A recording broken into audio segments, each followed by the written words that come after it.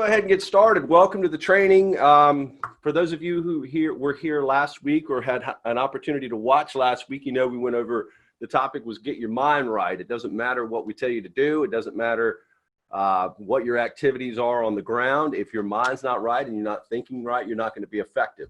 So once we have our mind right, and I can review a little bit, you know, the questions that I posed to you all were, you know, what are you reading? What are you watching? What are your eyes seeing? Are they positive things? Are they things that promote you to where you want to go? What are you listening to? What are you watching? What are you listening to? What are you thinking about? What kind of thoughts are you letting run around in your head? Are you focused on those things that you have some control over? Or are you focused on things that you have absolutely no control over? Are you associating with people that uplift you? Are you associating with books and authors and people that make you feel awesome? So there's certain things that we can do intentionally that we reviewed last week to put ourselves in a better mental position to be successful in whatever we're talking about. So for education purposes, every time I say successful, I'm not just talking about business. I'm talking about successful in your relationships. I'm talking about success in your private life, in your personal physical life, in your spiritual, your mental life. So when I'm talking about success, to me, it's all the same thing because they're all governed by the same success principles. The key to success, however, once we get our mind right, is action. And the key to action, the thing that makes action so powerful is action. So we're going to talk today about, you know, it's one thing to say to be active. And I do know people in my life that are very active, but not very productive. I'm going to bear with me here. Let me get back to there we go. We had some people waiting again, Todd. All right, we're going to get this right. But anyway, the reality is that like I said, I know people that are very active, but they're not very productive. And there's a huge difference between that. And I think sometimes, certainly in our culture, in the Western culture, sometimes it could be a point of bragging to disclose, oh, how busy we are in our lives. And I think that can be a challenge. And we're going to go through today. I reflect on books that I've read in the past, and I want everybody to know as well that I'm actually engaging in these with you. So, you know, I did revamp, you know, what my why is last week. I did engage in activities because I'm telling you that these principles that we're sharing will bring you predictable, fast results if you're disciplined and if you can get through it. But success and failure are both very predictable. They're both very, you can expect both based on whether these laws and these principles are being abided by in one's life. So where do you start? You first have to find what we talked about last week, which was you have to have a why. You have to determine what you're trying to accomplish in your life. And, you know, I told that story last week about me talking with a mentor of mine, Tim Goad, and I asked him what are the, you know, how to be successful in these 3 areas of my life. And he instructed me and he said, it's all one thing. So when I'm asking this question, to say I want to be successful isn't enough. You have to really determine, and we talked last week about a dream board, and you have to really determine what is it that you're trying to accomplish in your life? What does the future that you want look like? And I know that, like I said last week, a lot of times I ask people that and they go, well, I don't know. It's, you know, it's really blurry, so to speak. And it's like, well, you have to take action and you have to start moving down the road, because the further down the road you get, the more clear the picture becomes. So remember, it's all one thing. All these principles will guide and direct you. If you're engaging in these principles in you think one area of your life, like I want to develop myself to be a better father, well, that's going to develop you to be a better employee, to be a better employer, to be a better brother, to be a better husband. So these principles are related to all one thing, but we're going to start peeling things away. The first thing that I want you to do is as you identify, and you must identify what it is you want, you have to put those goals down on paper. I said last week, speak life, speak truth. Do not, whatever you say, you're going to have a proclivity to do. I know that there are certain things in my life that I don't excel at, but I don't speak that. I don't say, well, I just suck at this. I never say that. Do not engage in negative self-talk. And as bad as negative self-talk can be when it comes across our tongues is as positive self-talk can be. So what comes out of your mouth, speak what you want, but then also you have to write down what you want. It can be in the form of a dream board. It can be in the form of a list. It can be in the form of, on your mirror in the morning so that you see it every day. But we've got to be intentional about keeping focused that which is our primary goal in life. And that's, to fulfill the destiny that we have. Whatever that is in your mind. It has to come out of your mouth and it has to go on paper. So please, please, please write your goals down. Another thing I would do that I have always done, I believe that we have people in our lives that serve as a framework for our life. And sometimes when we start moving outside of the framework of our life and we start engaging in activities that don't serve a purpose for us, that there are people that are in our life to kind of nudge us back in. And certainly that for me is Stacy. So over the years, I have made it a point to disclose my goals to her. Sometimes the goal is, hey, I want to go here, like I'm trying to get somewhere. And sometimes the goal is, I'm trying to stop doing this. I want to disengage with this activity here. And if I tell her, not only can she be there to support me, but it's almost like it's an accountability. Now it's out in the open. Now I can't, I can't deceive Stacy. I can certainly deceive myself. So write your goals down. Tell someone your goals, invite people into your dreams, man. And not only that, but sometimes, we have seasons where we got to grind a little bit, and make sacrifices, right? It's that T-sheet. A lot of people say the T-sheet is the positives and the negatives and that's good, but that's not what I'm talking about. I'm talking about a T-sheet where you write down on one side of the T-sheet exactly what you want in life. And on the other side, you write down what you're willing to sacrifice. If the sacrifice column isn't larger than the want column, chances are you're not really going to get where you want to go. Now, some things are not worth sacrificing, relationships, health, things like that. So, but you have to be willing. So there are times if you're really chasing a dream and you're really aggressive, there are going to be seasons, and I suggest that they be short. There are times when you're going to have to work harder or do things that are abnormal to your family life or your sphere of influence.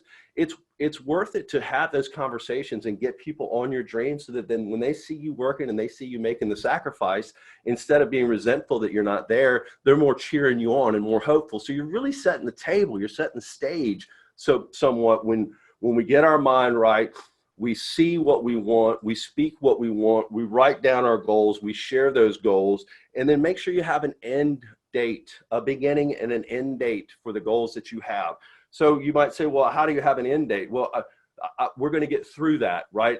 These are just kind of some principles that I'm going to share, but as we go further in, I'm really going to kind of dive down and give us a kind of a roadmap on how to engage, on what foot to go forward, which direction do we begin to walk, but how do we engage? So once you have your goals written down, and again, an income goal, there's nothing wrong with that, but it's got to be bigger than that. An income goal, a money goal is very thin, right? A why, like a lifestyle, something for your children or your spouse or the people around you, your church, or whatever, that has volume and that has substance, and it's something that we can hang on to during the seasons, right? Seasons come and go. Some seasons are amazing, but the old adage is, if you're not dealing with a problem right now, you either just got out of one or you're heading into one. So to be prepared for those moments and to be prepared to take advantage of opportunities that might require an extra sacrifice on our part, you got to go through these steps. You got to set the table. You got to be prepared for that, or else you're going to wither away like I'll use my filter on that one, Todd. Some of the things that you're going to want to do, this isn't a nuts and bolts type of training, but Facebook Live on Mondays. If you have any intention on being successful with any company and or person in your life, you need to engage with them. You need to spend time with them. And that Facebook Live allows you to do it. Certainly this training, right? I'm bringing sand to the beach. You guys are already here. You're going to have to send out emails, create email templates so that you're not rewriting things. Just little things. You're going to have to make phone calls. You're going to spend time on the web. I've mentioned before, I think that you should always have time for self-development. You should always have time where you're learning more about our industry so that you're more well-educated to educate people. So it's just, it's spending time writing down the things that you need to do. And as you're creating that activity plan, if you've got questions, I would, certainly you could post it right here. I can give you the help that I can, but Facebook, our sales rep group, man, I would engage with that thing all the time. There's so much information there. And we've got people that really want to help, and they have great information, and they're always diving in and helping out reps, certainly new ones. So I hope you guys are utilizing all that. Now, once you've got all that, you've got where you want to go. You've speaking it, you're writing it, you're sharing it. Now you've got, the things that you need to do, just the tasks that you need to do in no particular order, just write them down. Now you need to take action. At my previous employer, the employer that I left to start this business, he used to call it, like, it's bad when your name is used as a verb. He used to call it pitsing it up, like, don't pits it up, Pitts. And what that meant is I'm kind of a perfectionist in some way. And I always wanted the tools that I built or the project that I was trying to complete to be perfect. And Steve really taught me that, and I know this in other areas, I don't know why I didn't associate it with this area, but Steve taught me that it's not, we don't need it perfect. We need something working so that it can experience the stress test, and then we can see where we need to fix. So I actually had a saying years ago, and I use it all the time, because I can suffer from paralysis by analysis. That's kind of my personality. I love thinking and working through things. I actually liked geometry class. How you have to write the postulates and theorems that you were using in each step of the formula. I actually really enjoyed that, but it can serve to really hurt you, because the beauty of action is action. And sometimes sitting around trying to make it perfect is just a subconscious excuse to not really take action. So once you have your plan, take action on your plan immediately. Do something each day that is progressing you. I try to do something every day to where I literally have gotten a habit now at the end of the day or somewhere in the afternoon. I'm always asking myself, what have I done today to get where I want to go? And we've got some aggressive goals here, and we have a lot of new verticals, and we have COVID going. So there's a lot of tension there for us. And, it's easier to focus on the things that I can control, and to keep an eye on where I want to go, and what my goal is each day, and what my long-term goal is. And then what did I do? And some days are better than others. I'm going to be honest with you. I would, running a business is different because you're here every day, and there's always good answers for that. But, weekend days, what am I doing to promote where I want to go? And again, we'll go into kind of how to evaluate that as we move forward. Toddy, any questions, errors, omissions, cares, concerns to this point? Thank you, buddy. All right, so the two books, I'm going to try to stay on time today. Excuse me, I have allergies. I was telling Todd, I hope they don't act up on the training, but I think it might have. The two books that I kind of reflected on when I came up with the training here today, the first one is called First Things First by Stephen Covey. He's also the guy who wrote 7 Habits of Highly Successful People, Managers. I mean, he's a really cool author. I was actually introduced to him probably 25 years ago when we lived in Columbus, and I read 7 Habits of Highly Successful People. It's one of my first development books. I think it was maybe 22 years old. Fell in love with him. His book, First Things First, the premise of it is, it's how you organize your time. It matters time is the most valuable thing we have. It's the only thing we can't make more of.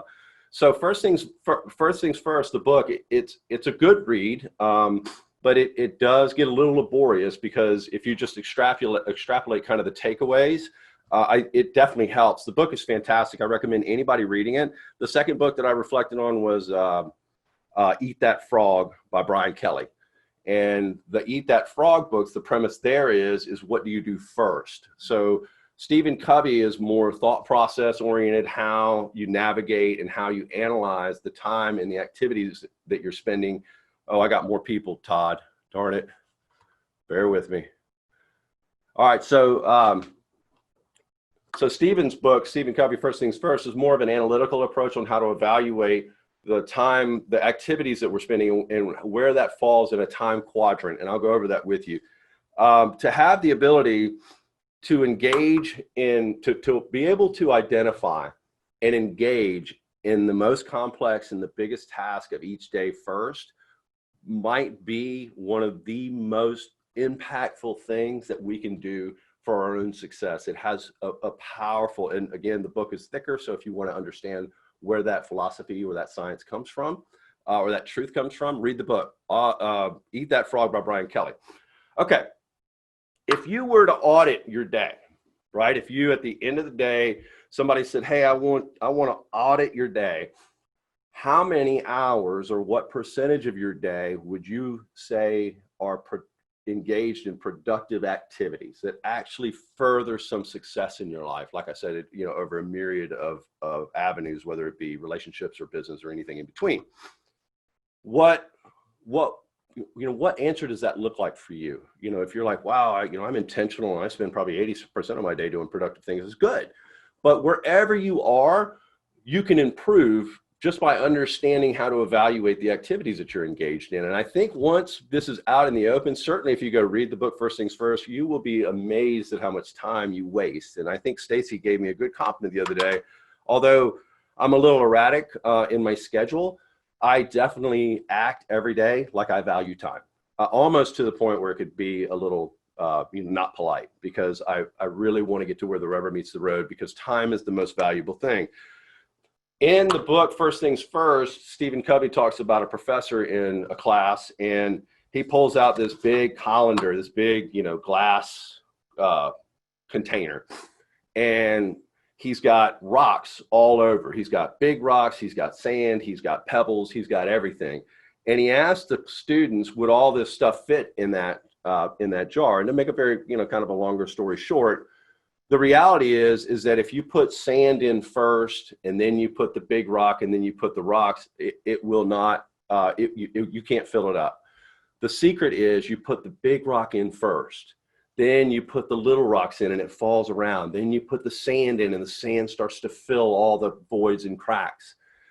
The point of that is when you're looking at your day and you have a list of things that you need to do that day, your ability to identify, can you give me a tissue, Todd, out of the restroom? Your ability, you can go that way. Yeah. Can you fit through there? I don't think I can fit. All right. Sorry, guys. It's allergy season. You're going to have to walk behind me. Sorry. All right, here we go. Your ability to identify that task, that big rock, is going to set up your day. And this is all about time management, because as you learn, when you become more and more successful, you have more things to do.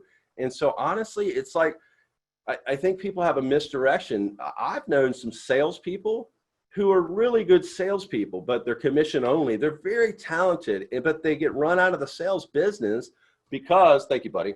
Excuse me.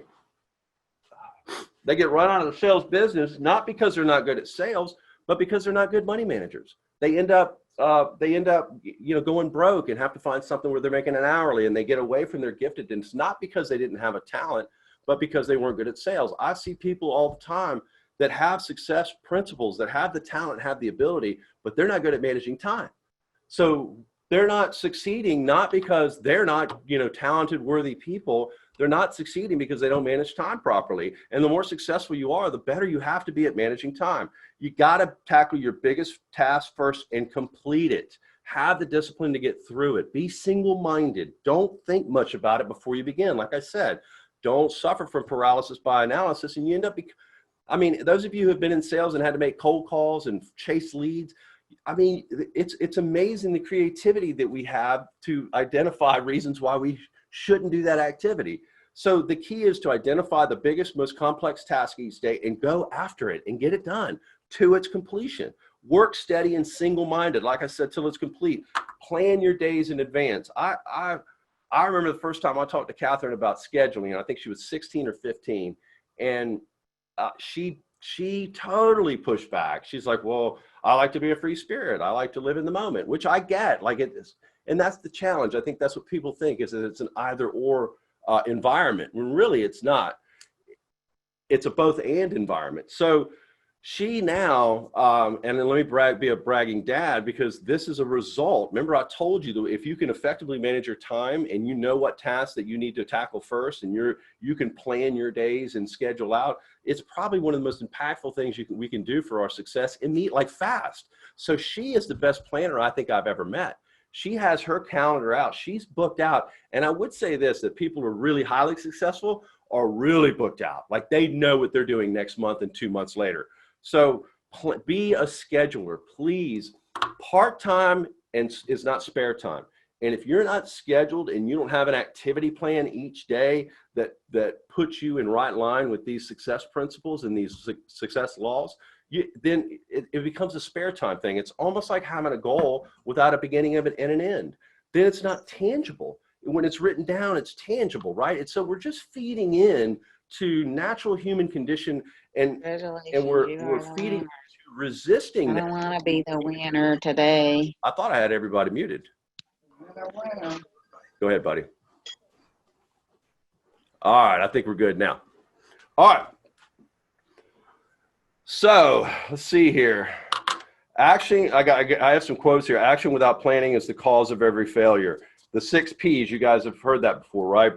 Proper prior planning prevents poor performance. I've heard it done the other way, but the other way is negative. Like, I always like positive things, like, hey, if it's proper, it's productive, instead of, poor planning produces poor, that kind of thing.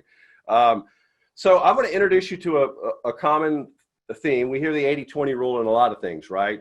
Typically, it's like 20% of the congregation's paying 80% of the tithe. So, 20% of the workers are doing 80% of the work. The thing. So this 80-20 rule is a way to value your tasks to determine if they're on the top 20% or the bottom 80%. So I said, I'll talk later about what it's like to work when you're urgent and things are important and they're urgent. And some people always work in that, and they're not really analyzing if the activities that they're engaged in are really productive for them.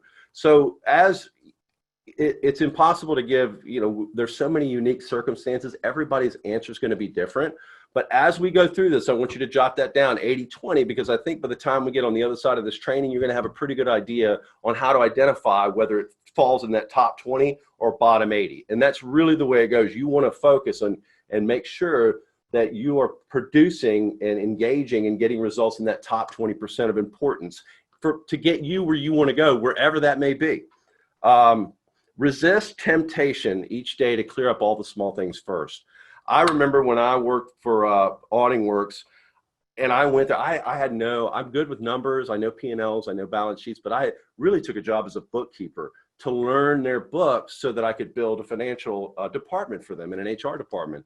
But I'd never done that, right?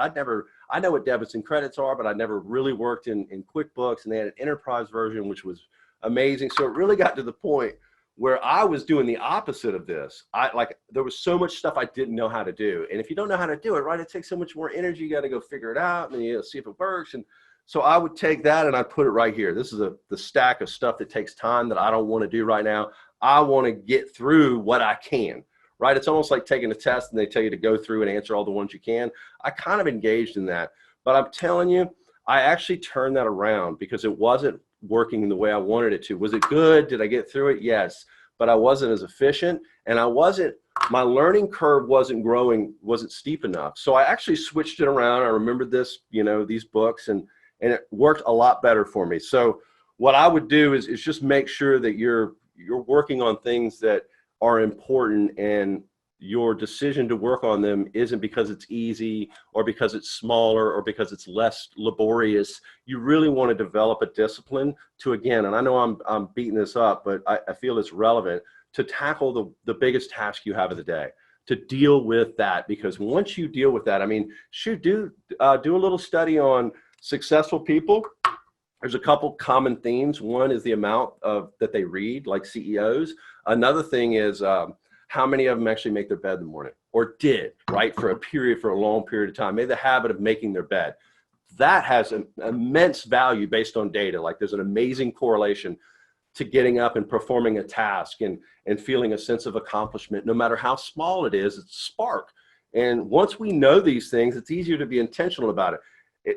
It's more simple to be intentional. It's not easy. It requires discipline. It's going to require some discipline. It's going to require some missing and correcting, and that's just part of it. So once we start making something a daily activity, it becomes a habit, and you don't have to think about it much anymore. The practical application. The reality is that life causes, so we're going to go through, and then I'll read that. We're going to go through what Stephen Covey calls the 4 time quadrants. So if you've got, if you're writing something down, it's going to look, honestly, simple. just like that. It's just going to be a box with a cross in the middle, and you got 4 quadrants, okay? Quadrant 1, which is this one here. Quadrant 1, for you guys who are writing this stuff down, the recording will be available. You can certainly go back to it, but I'm going to try to slow my cadence down a little bit in case you want to, jot some of this stuff down. But the quadrant 1 is what's known as important and urgent, right? It's stuff that has to be done right now. It's crisis, it's deadline driven. We can't avoid being in quadrant 1. Quadrant 1 could be a broken down car. It could be health issues. It could be a call from the school. Your kid's hurt or need something. But there is a way for us to be in that quadrant less. You do not want to spend a lot of time in quadrant 1. Everything is urgent. Everything is important. You'll meet some people that subconsciously really desire to be there, because some of you may relate to this. There's somewhat of an adrenaline rush for handling a crisis, right? And for solving it, for getting through it.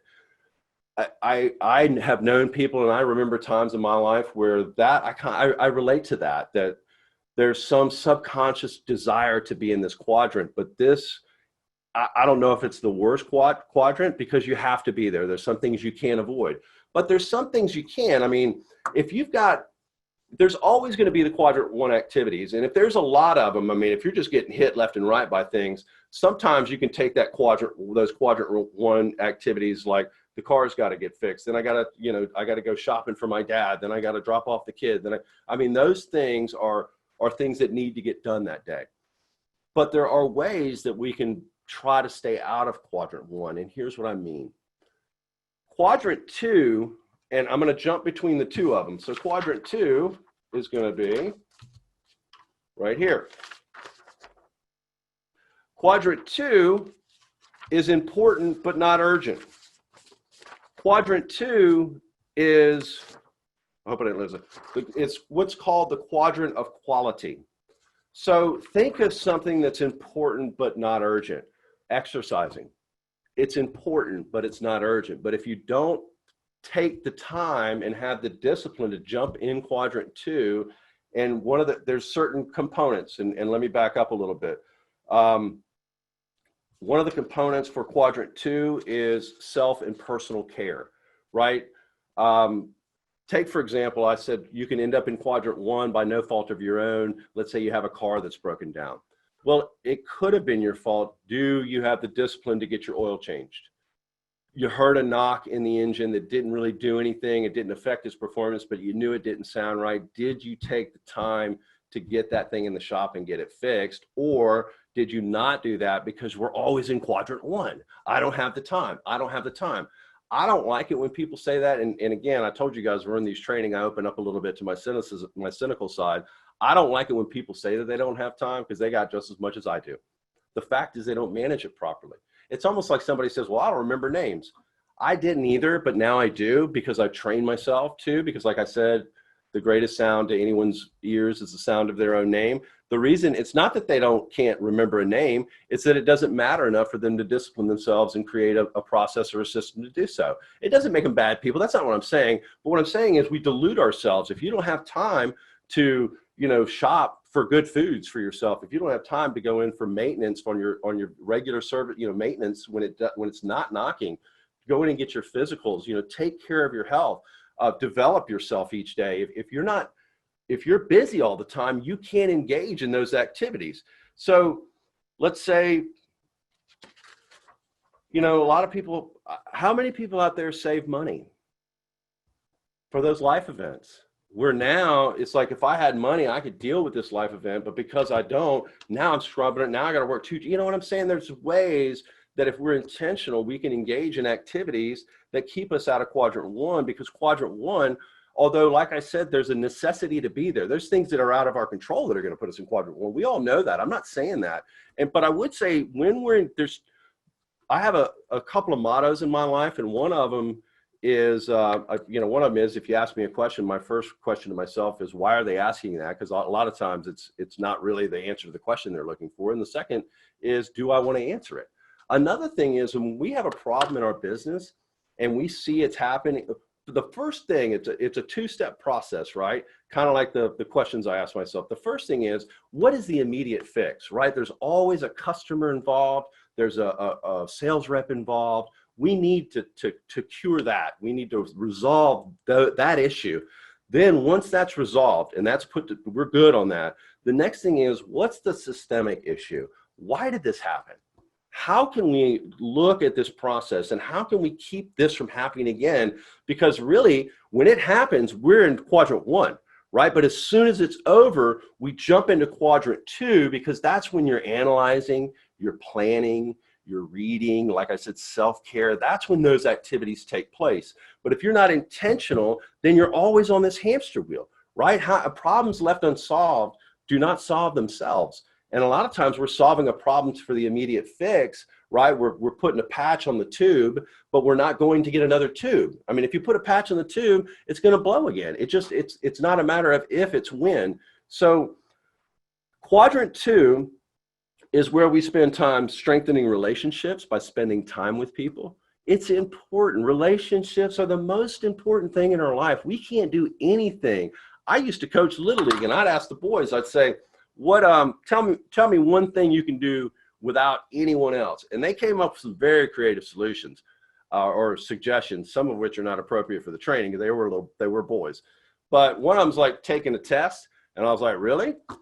Where'd you get the pencil from? Who created the test? Does someone there, do you have a room to go to? Where did that come from?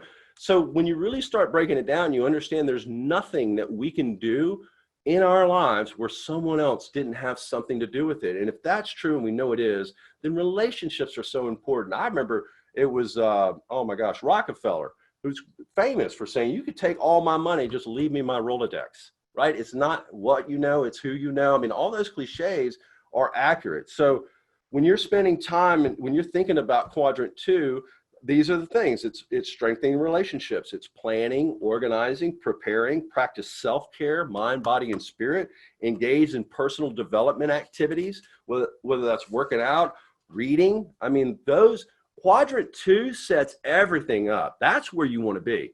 So now we have quadrant 3. Quadrant 3 would be on the lower side. This is the not important and urgent, right? It's urgent, it's happening, but it's not important. Some examples are interruptions, most phone calls, right? Mail, meetings with no purpose, news. Honestly, if there's a litmus test, all right, this whole thing, I think I'm on time, Todd. I might even be a little ahead. This whole thing, and if you want to identify what activities are productive for you, there's a litmus test. I'm not going to answer for you, but watching the news does not serve to get me where I want to go. Right here at CBD BioCare, I've mentioned it before, we have a litmus test that has 2 prongs to it. One is our mission statement. Our mission statement is we want to get CBD into the hands of as many people as we can and help people make money doing so. That's our mission. So everything we do, we scrub it against that. For example, before we started this, it was like, do we do a direct sales or do we do multi-level marketing? Well, multi-level marketing is more about recruiting and making money off finding people. That doesn't serve our mission. So that decision was made very easy. The other mission is, would God bless it? I mean, that's my faith, and that's another frame in my life, right? Asking that question, whether it be on scrubbing it against our mission statement or scrubbing it against, hey, does this serve my value system for those agnostics out there? For me, it's like, would God bless this? The answer to that is the framework. Like if that answer causes me to fall out, it lets me understand where I want to be and where my value system is. So as you are thinking about the activities that you engage in, do they really help you? And I know what some of you are thinking. I've done this training before, and it's probably what I thought the first time I went through it too, that, mindless scrolling through Facebook is helpful for you because it's your downtime. I would say that that's wrong thinking, and I'll share with you why here in a little bit. Because honestly, mindlessly running through Facebook is not a quadrant 2 activity. Now, if you're engaging Facebook to help, build relationships and solve problems, that is a quadrant 2, because you're not only building relationships by solving problems, but you're spending time with people.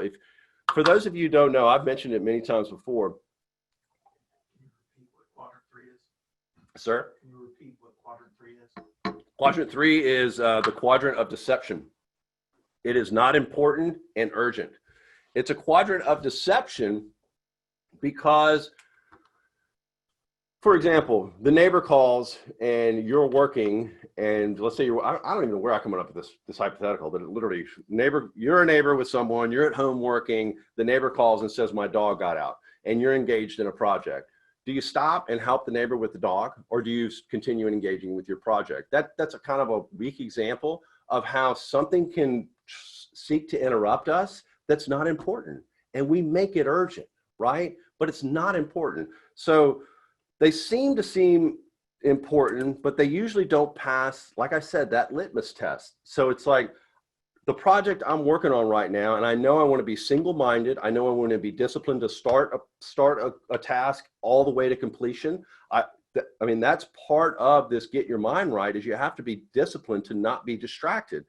When I work from home, I actually would tell people that these are the hours that I'm making phone calls. Please do not call me. I'm not looking at Facebook. I'm not looking at Twitter. I'm not finding reasons why not to engage and finish this task. And that's why it's so good and valuable to do that first task, that first big complicated one that you don't want to do every day, whatever that one is. You start with that and you have the discipline to get through it. So if you're engaged in something and you need to have the discipline and the single-mindedness and the stick-to-itiveness to get through the task, then we would be far more vigilant on those things that would cause us to be distracted, because all it's doing is distracting us from getting us to where we want to be.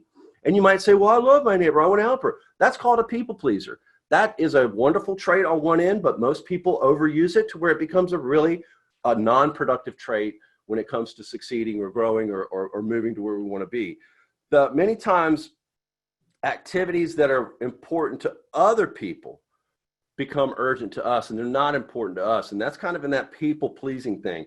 But again, the question that you need to ask yourself, kind of like I do with our mission statement, is this activity helping me? Is it helping me to get to where I want to go? Because ultimately, there's a reason that there's a top 1%. And it's not luck, and it's not that something hit them. I mean, surely some people earn it because they inherited it, but wherever it was earned originally, it's not luck. It's because their success matters so much to them that they're willing to not answer a phone call when they're engaged in an activity that has a beginning and an end, and it serves the purpose to get us where we are. Outside of that, and once you get in it, like, I know that not everybody thinks like me. I mean, I definitely know that. But like, outside of accomplishing goals and getting ourselves to the place where we see ourselves and the dreams are put in us for a reason. It's because they're real, they're achievable, but we don't have our mind right, or we don't know how to engage in activities, or we're easily distracted, or we care more about the neighbor's dog than we do our own family's security and lifestyle. Like, if your why is big enough, that's why you have to have your mind right. That's why you have to have your goals written down. That's why you have to speak them and write them and share them. Because when your mind is right, it becomes very easy. It's no longer a debate on, am I going to hurt this person's feeling? It's like, I'm not trying to hurt anybody's feeling. I got a dream and I'm trying to get somewhere.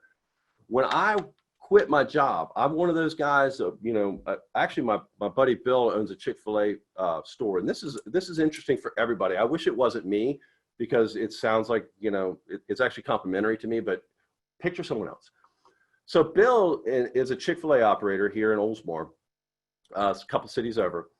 And they did a study on the number of people within the demographic. I think it was like 24 to 55 people that were male and female who would be a candidate, just from an age standpoint, to run a Chick-fil-A. And the demographic yielded 100, for whatever filters they put in, 125 million people were quote unquote candidates for a Chick-fil-A store. And the math on how many candidates there are to how many there could be is 0.0001% of that 125 million actually own a Chick-fil-A store, which is interesting if you're a data guy. So he's telling me this, and we walk in a restaurant. I got to have a mask on, which I can't stand. I mean, I get it. I'm not saying for political, like I just don't like it. It's uncomfortable. And we're standing, and our table's right there. And he's standing talking to me, and I'm like ready to go. I'm like, this is a great stat, but I want to sit down and take my mask off. And then he goes, well, wait a minute. Here's what I'm telling you. He said, if my number is 0.0001, what's the percentage of people who would do what you did, which is quit a perfectly good job with tons of stability, 5 minutes from my house, to a family I loved that had integrity, benefits, the whole 9 yards. The reason I did it was not for jewelry, was not for a nice house, was not for a nice car. I have all 3 of those. I like all 3. Don't get me wrong. I'm not against. Profit's not a dirty word. But that wasn't my passion. That wasn't my why. My why was twofold. And I say this all the time. The first was I wanted to, what I called, walk slowly through my life. And that was my mantra.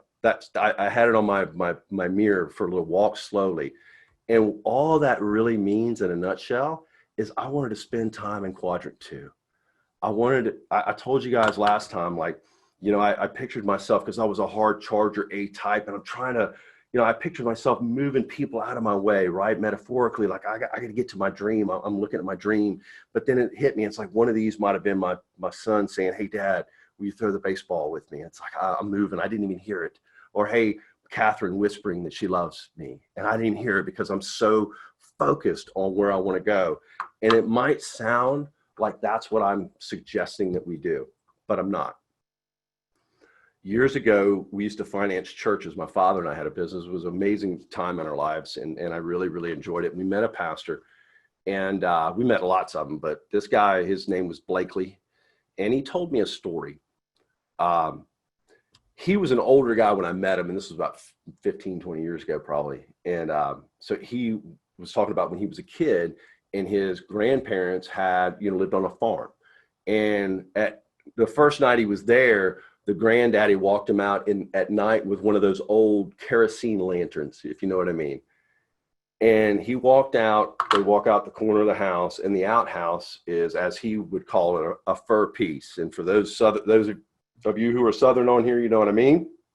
For the others, it's a good distance is what it means. And so, I'm picturing it. I obviously wasn't there. This is way before. This guy was old. So he held the lantern up high, and he said, that's where you're going. And he said, now you got to take that lantern, you got to put it next to your feet, because the terrain from here to there is pretty uneasy. He said, but every now and again, you need to stop, and you need to pull that lantern up and make sure that you're still heading in the right direction. So it's both and. When you're working and you're in that quadrant 2, or you're engaged in an activity that's helping you to succeed, that's when the lantern's down and you're focused. But when you stop, you pull up and you make sure you remember why you're doing it. You remember where you're going. And that will cause you at least it kept me from having this experience. I transferred from that to going to this job, and I didn't have that. Like I had that, but I got to the point where I felt like I was always running around late. Like I was always trying to catch up with my time. I only had a half hour for lunch, and then I was coaching Little League. I was teaching a Wednesday night study class, and I remember talking to Steve once, and I go, man, I gotta coach tonight. I gotta study after that. I gotta teach tomorrow night. I gotta practice the day after that. And Steve's just looking at me, and he goes, Matthew, that's the fruit. And he was right. And my mind was not right. So it was then that I really developed this passion to create my own lifestyle. And anybody who knows me will tell you that I've created a lifestyle that I wanted for myself, not for anybody else. Well, for Stacy and the kids, obviously, but for us. And I did that because I remember back when I was self-employed, one of the things that I was able to do was stop and talk to people and build really meaningful relationships. And I still have some of those relationships now, and they still serve to benefit me, spiritually and as a person. Having good friends is so valuable to a person who's draining himself or herself every day, really trying to be intentional to get where you want to go. People who seek to relieve pain all the time are usually not very successful. People who seek immediate gratification all the time, just typically by numbers, are not all that successful. It really is a holistic approach that is bigger than just time and just money. It involves our awareness and intentionality to identify where we want to go, what we need to do to get there, what task do I need to do, put the big rock in first, get that done, work with discipline without being distracted, and getting done the tasks that you've planned out, right? So now it's all starting to come together. Got to have a dream. You got to know how to get there. And you might say, well, Matthew, I don't know how to get there. Well, that's what these things are for, right? That's what the Monday Live is for. That's what the Facebook is for. That's what the support group that you have in your life is for. Because like I said, the further you get down the road, the more clear the picture becomes. I have an old saying, make a mess and then clean it up. Make a mess and clean it up. That's kind of the mantra that I use to keep me from pitsing things up, right? So, all right. Any questions, errors, omissions, additions, cares, concerns? Oh, good. If you guys have any questions, do we have the chat open? I don't even know. They may not even be able to ask I was questions. asking, what's the litmus test again? Does the activity serve to get you where you want to go? That's it. Does the activity serve to get you where you want to go? Okay, we're still in the quadrant of deception to keep going. These are, let's see, that are important. The people, activities placed here. Okay, this is one where I said earlier, I think I can kind of hear some pushback on, hey, if I'm meaning, and I'll give you an example. One of our reps said that he was going out of town and he was really sorry that he would have to miss the training. And I said, will you not have internet? And I go to Nicaragua, I go places, I don't have internet all the time. And he said, no, I do. I just want to unplug. And there's nothing wrong with that. And golly, if you're watching this, I'm not criticizing it, but that's not the way I think. To me, that is not benefiting him. You might say, well, the R&R is benefiting him. Yeah, but missing this training and not being disciplined is something that actually helps you to. So to me, it's a both and. And I'll tell you why, because there's really no rest for a person who doesn't work. And I don't know this person. I'm not suggesting he or she doesn't work. But there's no rest for a person who doesn't work. I have never found success in my life, as I've said, segregating my personal life from my work life. They're not separate. They are the same. They are the same. So for me, mindlessly scrolling through Facebook and not engaging in any mental activity or any relationship building, you know what I'm talking about, just kind of flipping through and looking, or, Catherine does this and I do it too. And I think for small periods of time, like there's, like Friends is something that we'll watch. And I literally, sometimes I'm so tired when I get home. I'm not tired enough to go to bed, but I don't have enough energy to actually follow anything on TV. So I'll put on like an episode of Friends that I've seen 6 times over the last 20 years. So you got to pick the spots, and it's only relative to you. There's no real blanket policy. Hey, if I watch Friends for 2 hours, is that, I don't know. You'll know there's within you, if you have the right dream, if you have the right passion, if you have the right why, you have the right support system, and you're engaged, you begin to put a frame around your life, and you begin to feel like guilty or like I'm not supposed to be doing this. It might be faint in the beginning, but the bigger your dream and the more you really believe that you can get where you want to go, that isn't faint anymore. Then it's like, stop doing, like, I can't even relax now because I know that there's things that I should be doing. That's a better way to think. And I'll give you an analogy, and then we're coming up on the end. I got to get to the quadrant 4, which is the quadrant of waste. So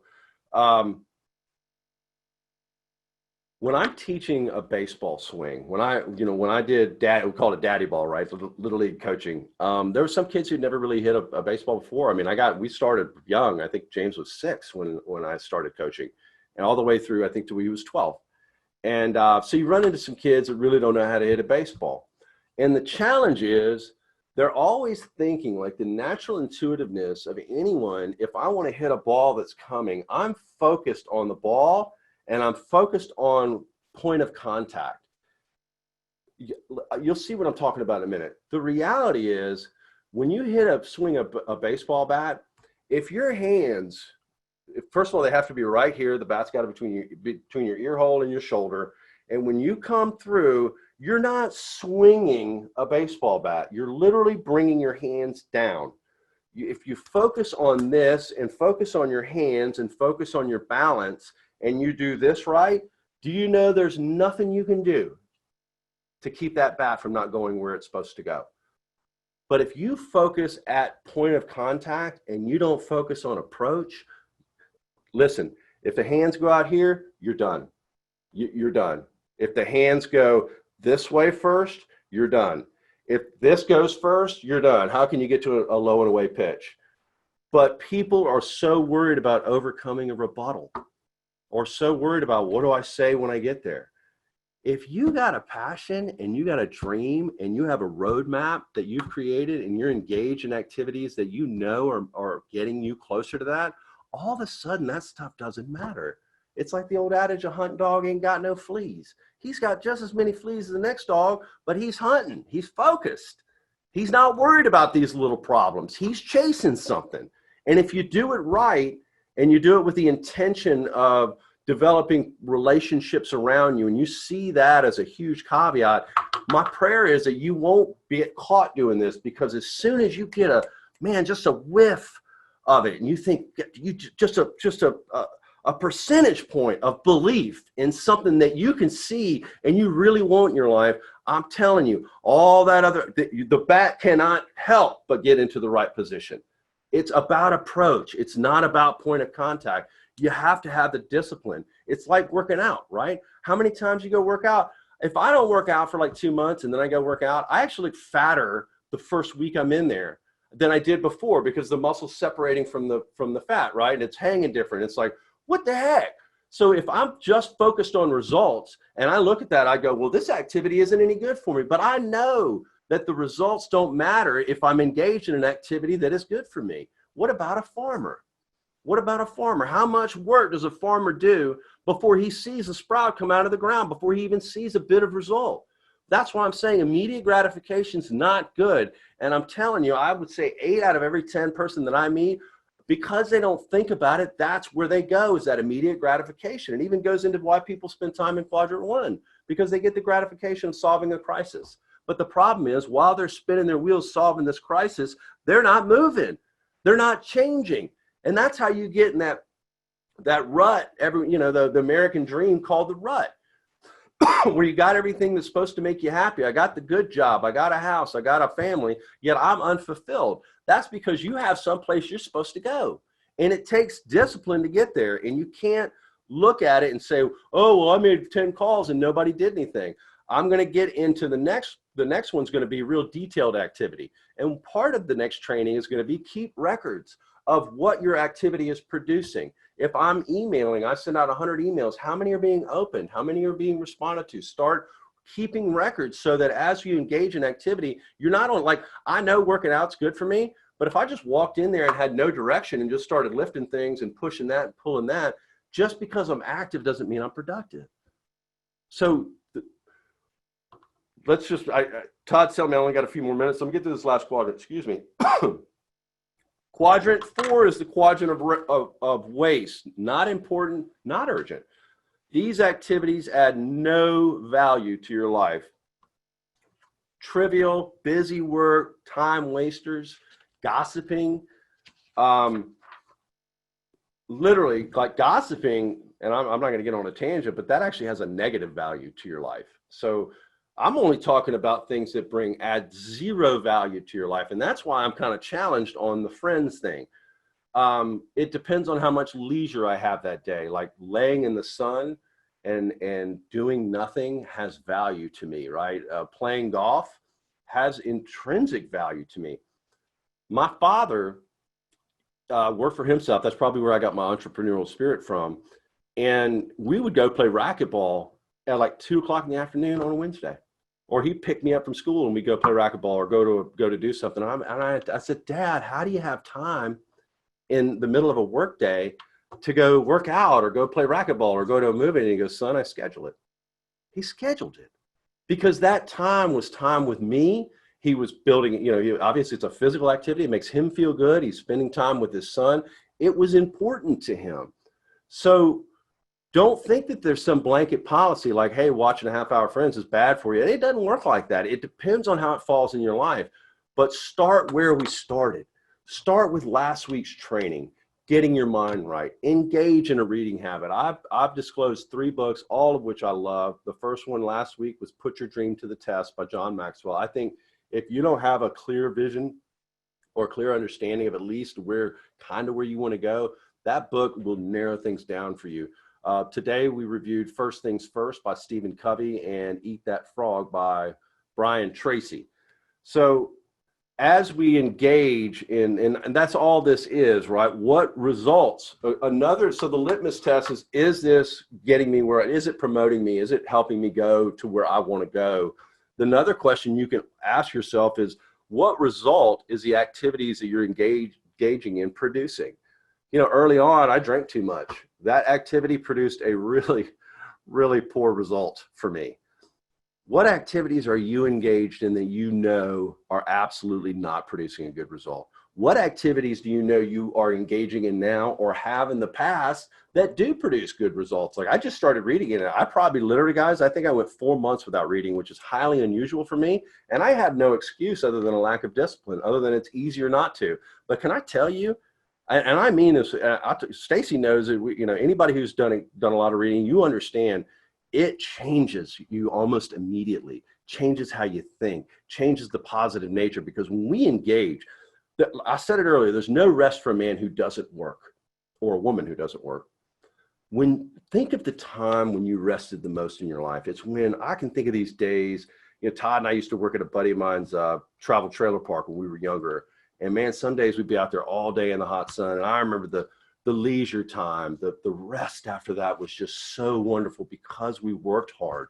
There's such a feeling of satisfaction there's such energy that comes from that.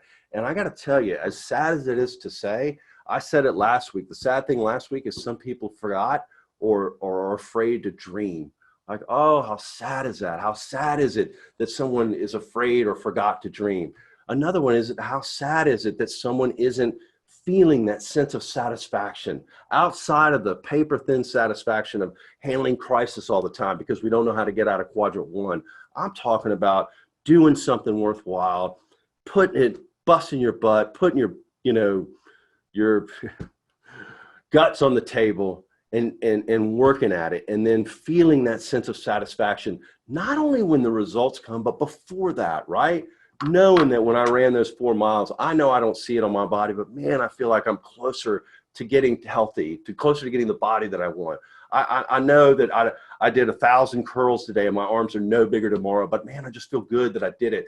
I work out, or I used to. I don't have enough time to do it every day now, but for years I worked out first thing in the morning, early riser, 5:30. I had a kind of a workout set in my garage with an air conditioner, so it was very easy for me.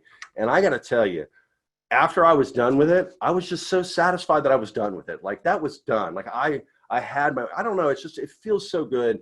And like I said, it's sad to say I come into contact with people all the time and they are in a rut and they're not experiencing great moments of satisfaction and accomplishment and completion in the feel of what it's like to receive something through a long-term discipline, right? I mean, when somebody loses 30 pounds, everybody's amazed. And it's like, think of the sacrifice and the discipline and the care and the thought that it took, however they did it to lose 30 pounds. 30 pounds is a lot of weight. I know we are right up on it. Let's see, failures do what is tension relieving, while winners do what is goal achieving. Dennis Waitley said that. Long-term thinking improves short-term decisions. You must have a vision of where you're going, and we have to have a clear orientation how to get there. I hope that just an awareness of the quadrants, and certainly go back. They'll release the link in a couple of days, I'm sure. Go back and replay it if it's sketchy and you weren't writing down, because you individually, like if you would come to me and say, hey, does this activity serve where I want to go? Here's where I want to go. It might be intuitive. It might be easy. It might be easy for me to get to, but most of the time, you know exactly what it is. It's the framework. The frame might be people. The frame might be your own conscious or, Holy Spirit, whatever you want to call it. But once you engage, once you have a why, once you have a dream, once you articulate, write down your dreams and goals, share them with others, engage in activities that produce positive results for you, hang around people that uplift you, listen to things that edify you and educate you, get around things that, if you want a long, prosperous marriage, man, build relationships with people with 30, 40-year marriages. That's how you get successful. That association is so powerful. So I know this is a lot of stuff. I hope I'm segregating it enough. It's have a dream, write it all down, share it. What is it? It's work, plan the work, plan, right? Plan the work, plan. Thank you all so much for being a part of this. I know that for those of you who attend these and you actually are disciplined to some of these principles, you will see predictable, quick results. I see Todd's hand go up. Just want to say, we will post the quadrants in the back office or in the sales group on Facebook. And the video will also be posted in the sales rep group. Okay. We will post I'm going to repeat it. You want to repeat that? Okay. Go ahead. All right. Well, we're all good. Thank you so much for your time.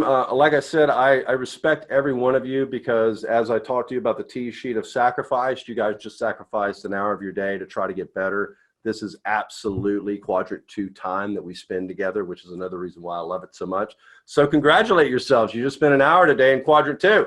Most people go years without finding quadrant 2. All right. Well, that's it, you guys. Thank you so much for joining us, and we'll see you next time.